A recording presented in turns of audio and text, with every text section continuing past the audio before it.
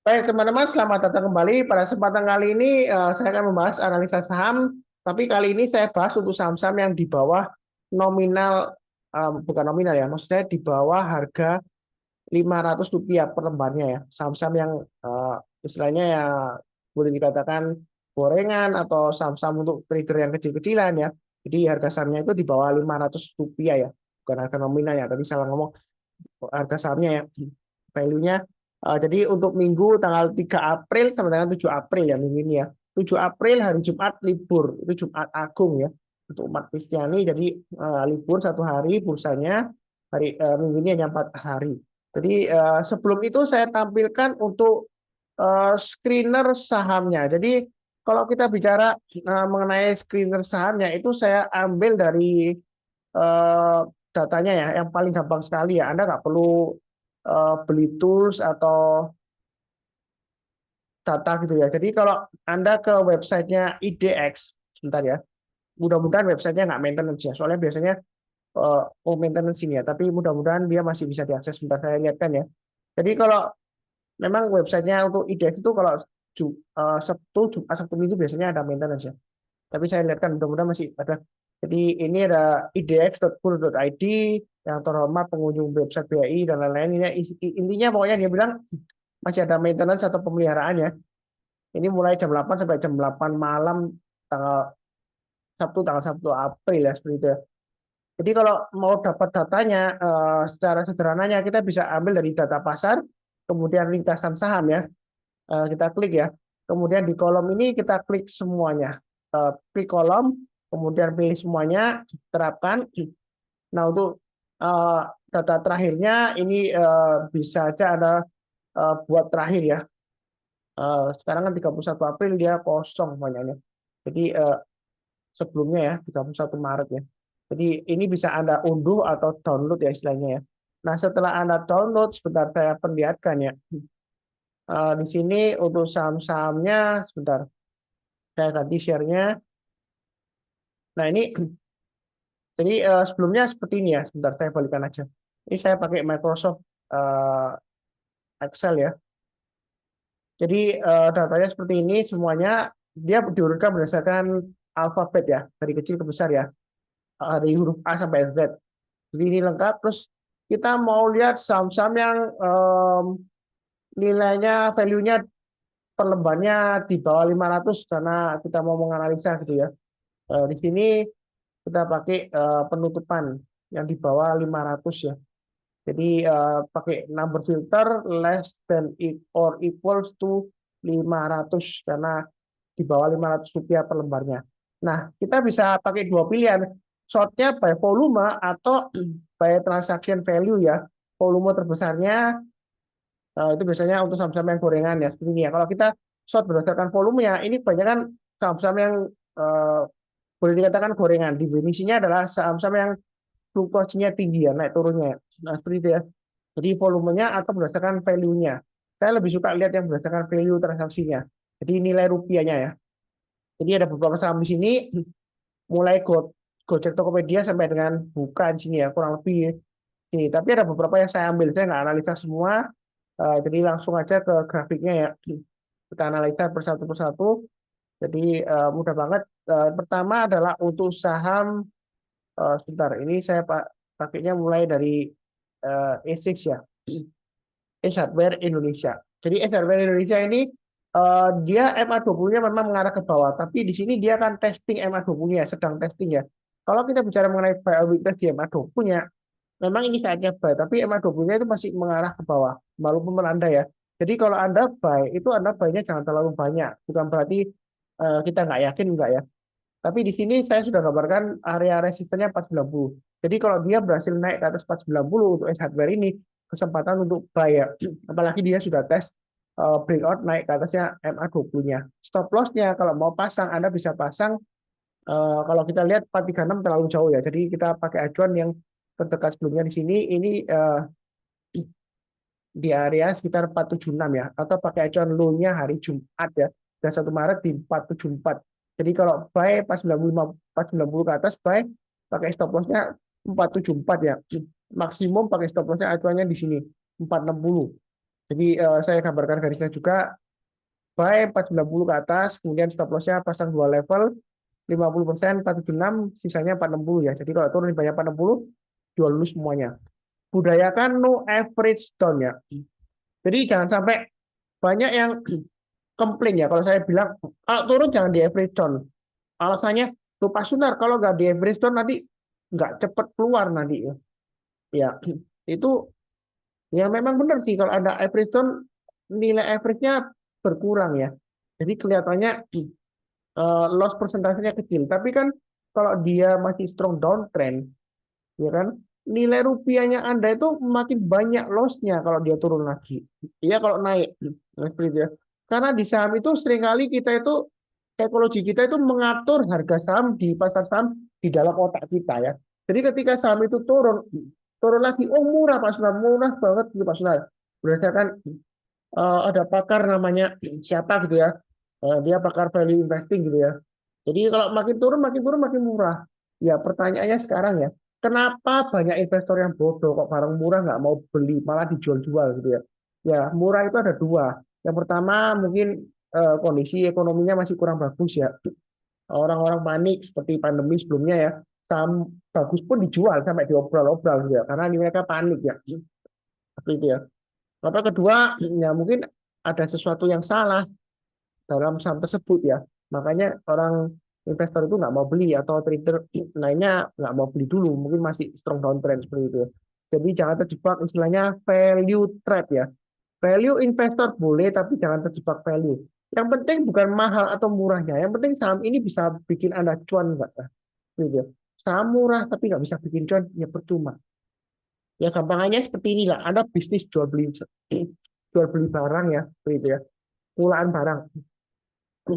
Masa Anda itu maunya beli barang yang nilainya rupiahnya murah-murah gitu ya. Nah, tapi kalau nggak laku atau cuannya itu nggak seberapa, profitnya nggak seberapa, ya. Mendingan Anda jual yang barang mahal tapi profitnya banyak ya, begitu ya. Mungkin resikonya lebih tinggi. Ya. Yang penting kan bisa cuan, ya, begitu ya.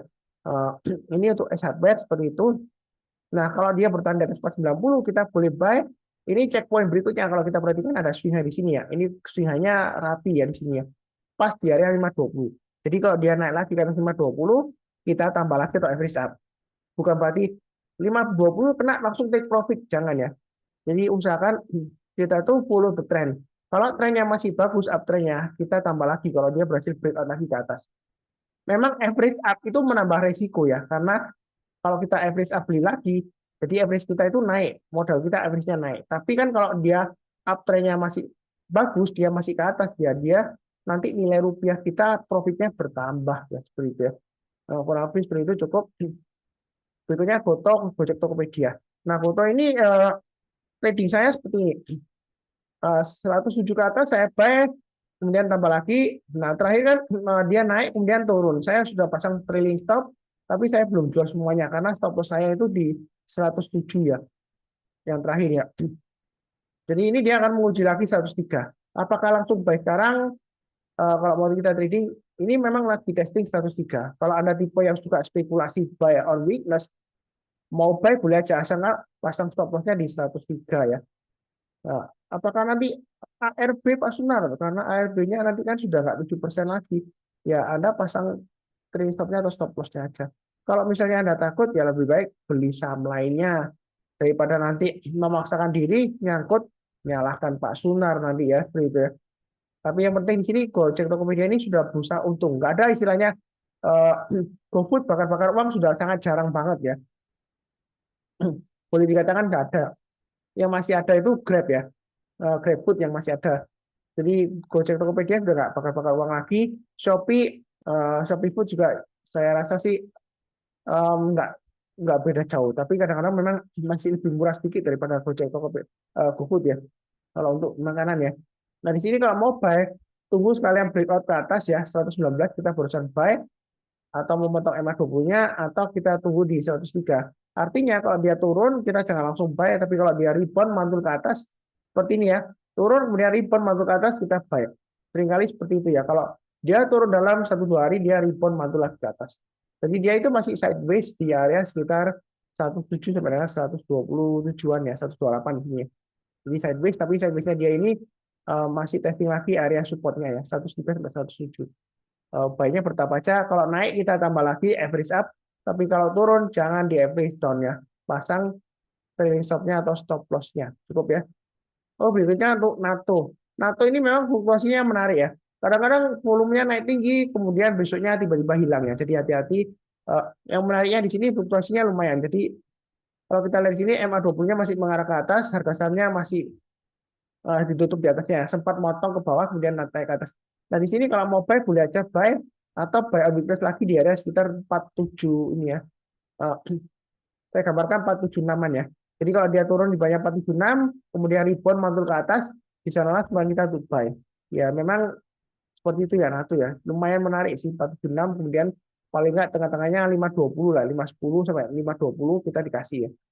Jadi kalau mau buy tunggu buy on weakness, saya gambarkan ini, saya kotain ya. Biasanya buy on weakness saya kotain.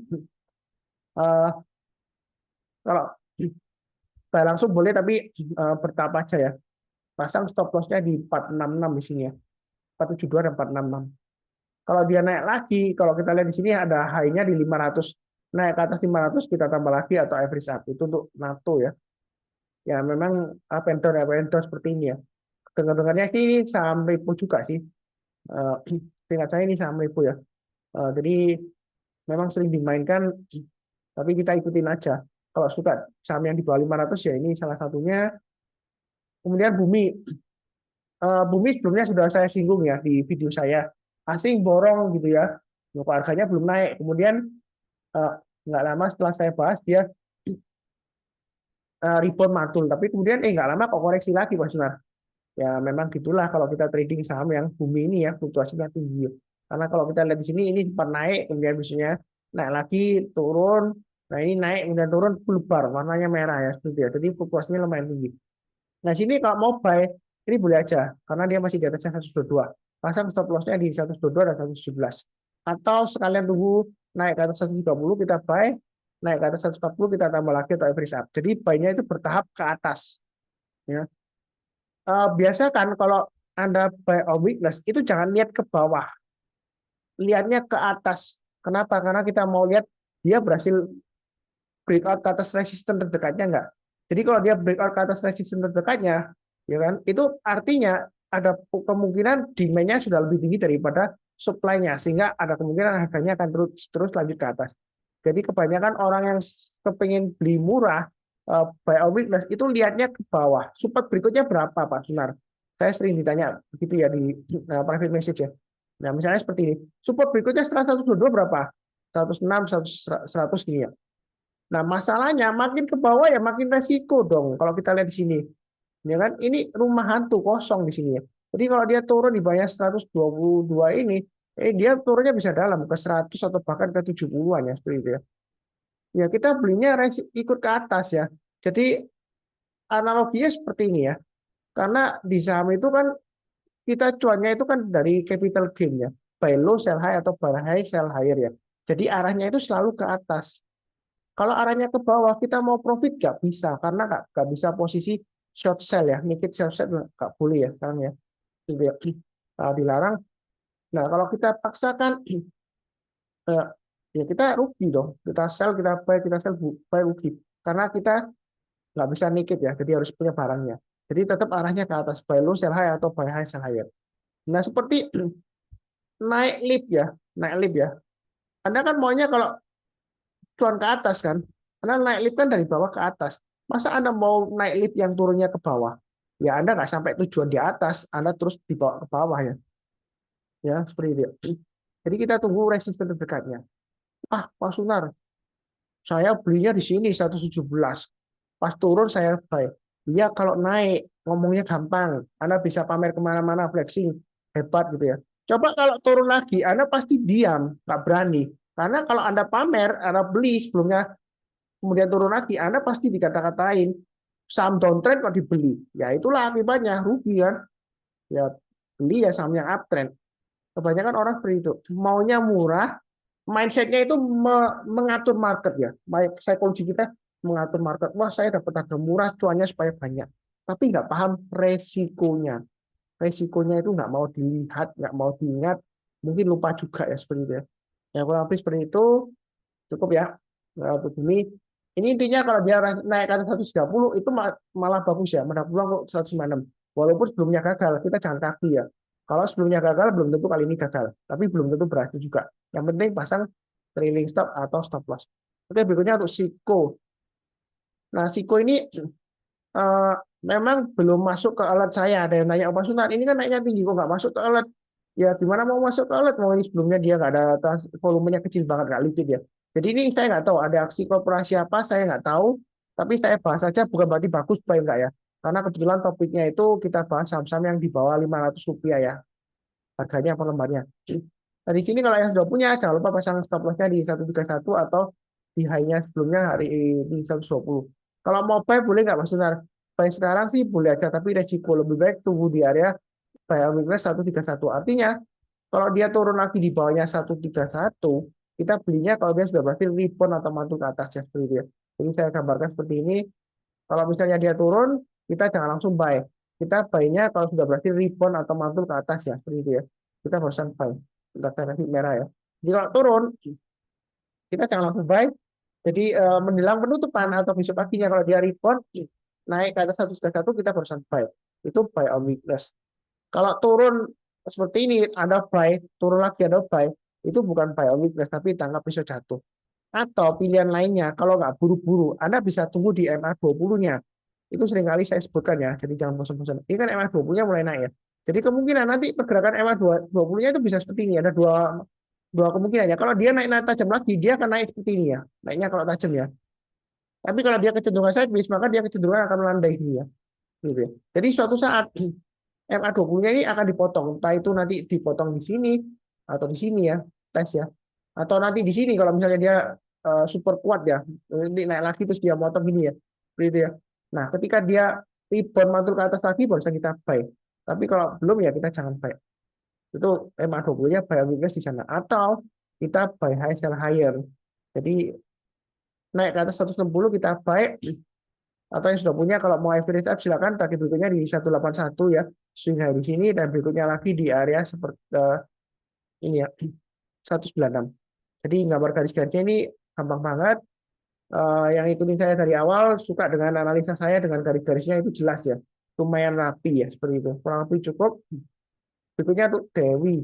Jadi Dewi ini sering muncul di alat saya ya, tapi ada yang bilang, Pak Sunar, saya ngikutin alatnya memang cuan sebelumnya, ternyata fluktuasinya tinggi juga ya. Ya kan sudah disebutkan juga ya, fluktuasi tinggi ya untuk Dewi ya. Yang ikutin saya ada yang cuan di sini ya, alat ya, ketika dia breakout, buy, seperti itu ya. Ya, ada juga yang gagal di sini ketika dia naik turun ya, ya jangan lupa pasang stop loss-nya.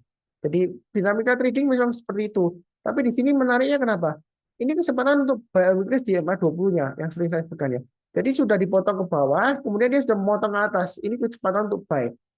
Jadi boleh buy untuk Dewi ini, tapi perlu diingat fluktuasinya tinggi ya. Jadi jangan sampai kalau misalnya Anda sudah buy, besoknya turun dalam.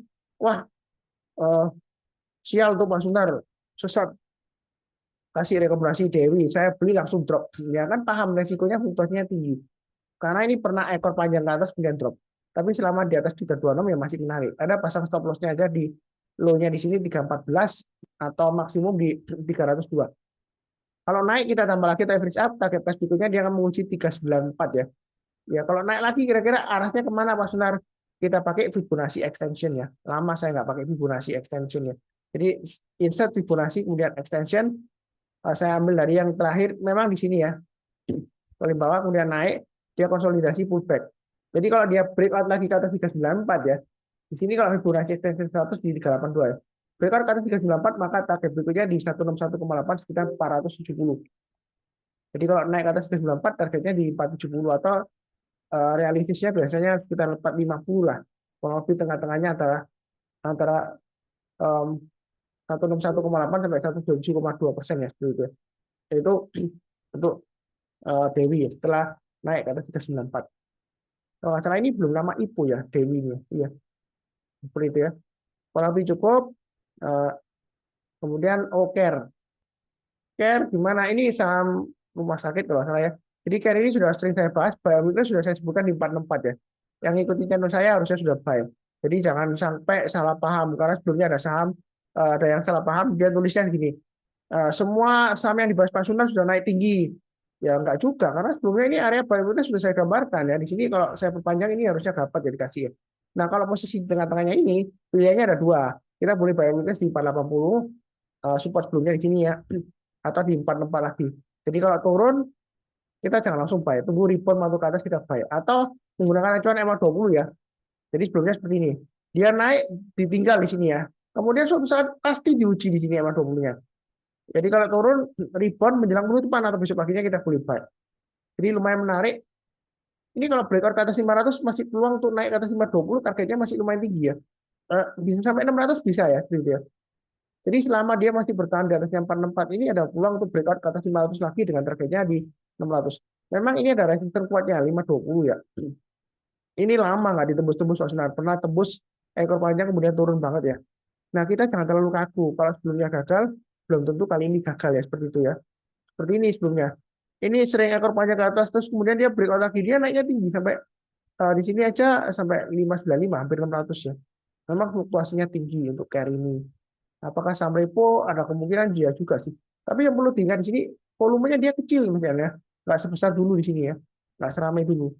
Jadi jangan terlalu agresif. Tapi dia seringkali timbul tenggelam kok ya. Ini pernah tenggelam nggak tahu kenapa. Kemudian ini naik lagi volumenya. Ya mungkin saham repo juga ya, itu saya nggak tahu juga. Kemudian satu saham lagi BRMS. Ini dia naik, dia masih testing di sekitar 170. Apakah menarik buy Pak Sunar? Ya kalau di atas MA20-nya masih menarik buy ya. Memang dia masih cenderung di bawah. Kalau mau buy boleh aja pasang stop loss-nya di MA20-nya. MA20-nya di 160. Jadi kalau dia turun di bawah 160, saran saya jual dulu ya. Kalau dia naik lagi ke atas 180, tambah lagi atau average up. Karena kalau dia tembus ke atas 180, ini bisa masih profit 10% lagi ya ke 200 ya. Masih ada peluang besar. Jadi BRMS seperti itu. Apakah nanti bagi dividen tinggi? Wah, nggak tahu ya. Hutangnya banyak, masa dia masih ada uang untuk bagi dividen? Saya nggak tahu juga. Tapi di sini saya fokusnya ke pergerakan harga sahamnya. Jadi saya sudah bahas beberapa saham di sini ya. Mulai dari Ace Hardware 1, 2, 3, 4, 5, 6, 7, 8. Saya rasa cukup ya. Karena ini saya ambil dari tadi ya, dari awal saya bilang gitu ya. Sebentar. Ini saya berdasarkan transaksi value terbesar ya. Saya analisa kira-kira arahnya kemana gitu ya. Ini dari memang ada yang saya skip seperti GTRA itu kan barusan IPO 2 hari kalau nggak salah ya. GTRA ini sejak 2023 awal saya stop untuk project IPO ya, jadi saya lebih fokus ke trading. Kurang lebih sih seperti itu ya.